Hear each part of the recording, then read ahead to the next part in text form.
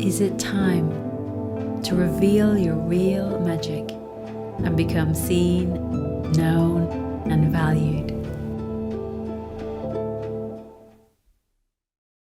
Welcome to this week's Visionary Voices Deep Dive. Hi, I'm Rionach.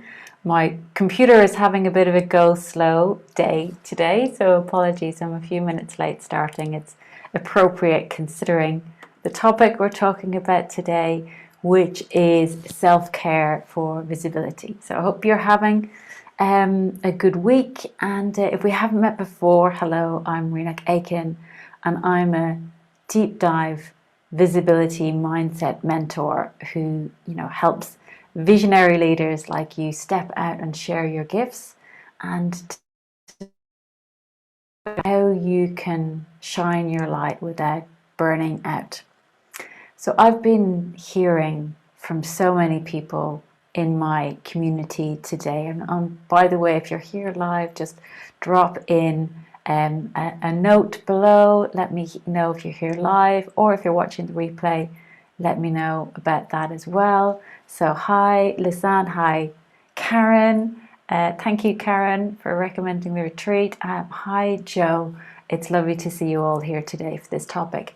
So I'd love to hear from you what you're connecting with around this, because so many people I've been speaking to in my community over the last week have really been struggling with intense energies recently and feeling like they're shrinking, like they've been in their bubble for the past year and feeling like, oh, I'm shrunk, I'm hiding in my bubble and I'm not sure if I even want to come out.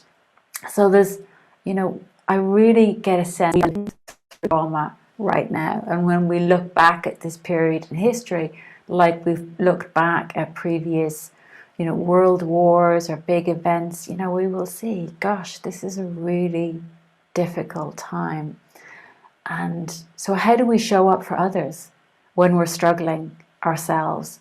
And I know for me, I've also been dealing with a private grief, a family member who's struggling with a difficult diagnosis, and needing to self-care while also, showing up to share the work that we love. And this is a deep conversation. So let me know how you've been feeling about this, because, people I've been speaking to have been dealing with grief, they've been dealing with anger, they've been dealing with almost, intense inner conflicts as they shift their identities to navigate what's going on in the world, and also dealing with really significant symptoms of stress. Somebody I spoke to went to the dentist because she had so much ache in her jaw, and the dentist said, "You're stressed," and she was like, "Wow, I didn't realize it was that bad." And these are people who are doing everything they can to live a healthy life and still really struggling with that. So let me know what your experience about that has been. So my approach to visibility is that visibility, the deep visibility, is all about connection to ourselves, connection to source and our higher wisdom, a greater power, and then from there connection to others. But the first two steps are absolutely crucial so that we can really show up and create connection with others, because it's hard when we're not connected to ourselves. It's hard not feeling held by a greater wisdom. So the last few weeks I've been talking about visibility blocks. We had a deep session on overcoming the not enough belief, and then we had another wonderful session where we're looking at how do we plan in ways that are kind and realistic with the wonderful Louise Miller. But today I'm going to be talking about our visibility superpowers, because we do have them. We have these deep capacities that we sometimes forget to access for ourselves. Often we will be using these superpowers on behalf of our clients, and we forget to use them for ourselves. So one of the key visibility superpowers, and I'm going to be diving into these in the retreat that I run for women on embodying your feminine superpowers. There's one coming up in the Netherlands in May this year. But the first visibility superpower is presence. So, and that's where we have access to a deeper, wider center and a presence that can hold everything. A presence that's deep and wide enough to hold the struggles and the challenges that we are going through. And this is something, it's a deep skill. It took me years, frankly, to really feel that I understood what this meant and have the experience of it in my body, which is why we're going to have a whole retreat just on embodying this. It's a very deep one. But what's possible when we access this deeper, wider center is that we, for the difficult feelings, we can hold a space for the fear and the insecurity and the struggle, and then we can be with ourselves rather than in those feelings and in the trauma or the reaction. We can be present with them because we have gone deeper and wider than the core center of the feeling that we're struggling with. And when there's a beautiful magic that happens when we can just hold space for it and be with it and touch it, in that things begin to open and things begin to transform. And you can do this for yourself. You can then do in your visibility and really hold space in what you're naming and in how you're naming it to be this beautiful safe space for others as well. So tell me in the comments below, what have you been finding most challenging for yourself in terms of your self-care, for dealing with the situation that we're in at the moment, or for showing up for others? Because we're coming into the energy of spring right now. And I feel that there's this urge to emerge and to really, re-engage with the world. But I know what I've been feeling, and I've been feeling is like, oh, I want to dig deep. I've been coming out of the winter, but there's something over the last year. I'm not able to find the full resources that I might have had. And I know for me, I've got to deepen down into my self-care to find those resources and also, act accordingly. And that deepens in. So there's a beautiful poem I want to share with you, which really speaks to this skill of holding space. And it's called The Guest House by Rumi. This being human is a guest house. Every morning, a new arrival, a joy, a depression, a meanness. Some momentary awareness comes as an unexpected visitor. Welcome and entertain them all, even if there are great sorrows violently sweep your house empty of its furniture. Still, treat each guest honorably. He may be clearing you out for some new delight. The dark thought, the shame, the malice. Be grateful for whoever comes. Meet them at the door laughing and invite them in, because each has been sent as a guide from beyond. And I think what Rumi is speaking to here is being able to hold space for all of it, the joy, the depression, the dark thoughts, but to identify with being the house, not identify with being the visitors. So you can really hold space for what comes, and you're just kind of going, okay, here's some joy, great. Here's some sadness, here's some real sorrow, and allowing that in. And what I find for myself is that the more I can hold space for that, the more I dig the foundations, the more I deepen into that deeper, wider center in me that can hold it all. And this really is a superpower, to be able to engage with this and hold space, because then it does transmute and transform. And also we open our hearts to ourselves and to the wisdom that's underneath those dark feelings, the compassion, the empathy, the love is a superpower. So the second part of this, if visibility is all about connection with yourself, is connection with source. So often, and I had a really deep session, with a client last week, and what was underneath her impulse to shrink and hide, and her bubble, becoming a cage, in many ways. What she discovered is that it was her connection with the universe, and this sense of lack. The universe is not supporting me. Not only have we got all this crazy stuff going on in the world, but she was, dealing with other personal challenges as well. And, it's the same with me and my family.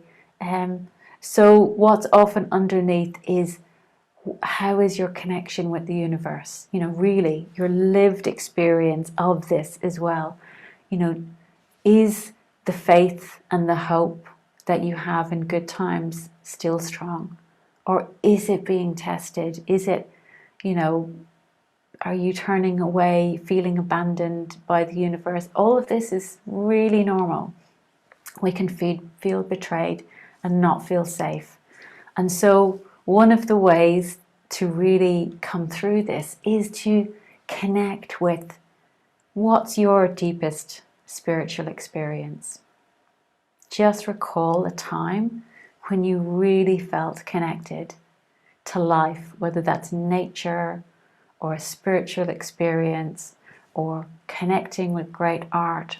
Just really connect back to your deepest spiritual experience and see if you can really feel the bigger, wider center that's holding you. So you're deepening your wider center, and then you're accessing in to a deeper, wider center that's holding you. So what connects you to that? Is it a walk in nature, meditation? Is it art, creativity, gardening, cooking? I've been doing lots of cooking recently, making chocolate. It really helps to just connect with something physical, something that's beyond me. Dancing. So what is it that you are connected to, and how can you do that? One of the things that I often do in my meditation is I really feel myself as a tree, my roots growing down into the earth, the branches taking up space. But when I'm feeling really depleted, I imagine myself sitting into a tree that's bigger than me. So I feel this presence around me that's holding me. So I feel like, oh, I can't be the tree today, but I can be in the tree. So whatever that is for you, to find a way to connect with your source of a greater wisdom, your source of a greater love that can hold space for all of this, for all of us. They're really powerful. It's a really powerful way to amplify your own superpower of presence, is to be held by somewhere else. So just going to look at some comments here. Joe saying, I love that poem. Great. And Isan is saying, yeah, it surprised me how this difficult situation slowly crawled under my skin and started to affect me in various ways. The most challenging was to deal with the worldly stuff, the lack of transparency of politics and leadership around COVID. Yes, beautiful poem. Yes, and that's something people have been speaking to. One friend of mine was saying that her head has been completely wrecked by dealing with that as well, and going through an identity transformation from I can trust authorities to, maybe there's something else going on. And that's really, those identity shifts are really, they create a lot of insecurity. Massive. I've been through that myself.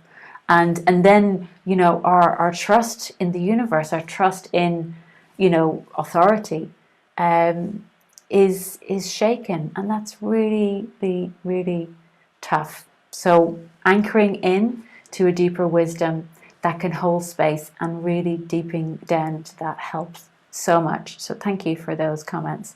So then the third thing is visibility is all about connection with self, with source, and then with others.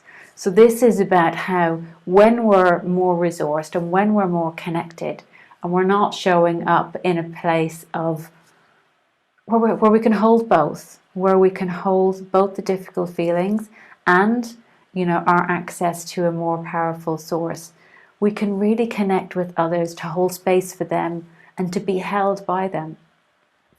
And I've been in beautiful connection circles in the last week where people have showed up and from a place of mature, loving power, we're able to share some really dark, difficult things, but also hold space for each other and hold space for ourselves. So really, this is going from isolation. I have to do it all myself. I'm in my bubble. Nobody is coming. From having to having an empowered relationship with others where we're connected to our power as well as our vulnerability at the same time. And that's the superpower of presence. You're connected to your power and your vulnerability at the same time. And it's beautiful. It's so human. And it's actually really powerful. And then when you're in that place, you don't have to rescue others. They don't have to rescue you, but you can really feel held by that. And the other thing, just to bring this back to your visibility work and showing up, what I've been finding really helps is to focus your energy, to focus my energy on one thing at a time. What is the one thing, the one priority in terms of how you want to show up for others and with others? So, for me, it's doing these weekly videos and connecting with you all. And the thing that keeps me going is to really, do what I've done today, really be connected to my community. What do you need? And how can I serve? How can I share my wisdom? And then that, opens me up. So, but if you're engaging in any visibility project, I really invite you just to focus on one thing, whether that's a web page or a Facebook page or a podcast. Just visibility work can be busy work, but just focus on the one thing at a time. We had a great session last week with Louise Miller, who was really helping us to plan one thing at a time and let go of the not good enough focus on over planning. So let me just read some more comments here. And Jairus is saying, I defined that purpose of my life. The purpose of my life is to create space for healing and discovering, to enable others to be the highest versions of themselves. But I've realized that I have no one to hold that space for me. And when I ask for it, I feel I'm too needy. Thank you for reminding me to connect back to what holds me from the source. That's beautiful, and Jairus, and I totally get that. We feel like it's too much. I've been sharing some difficult stuff with people close to me recently and feeling like, is this too much of a burden to share that? And the feedback I'm getting is no. People really appreciate the vulnerability and the humanity. But I think what also helps is if we can find a little bit of resource to accept what's going on and to help us, we're showing up with our power and our vulnerability at the same time, knowing that I don't have to be perfect and protected to show up for others. And then it's not too much of a burden for them because we're holding space for ourselves as best we can, and we're also asking for what we need. So that's beautiful.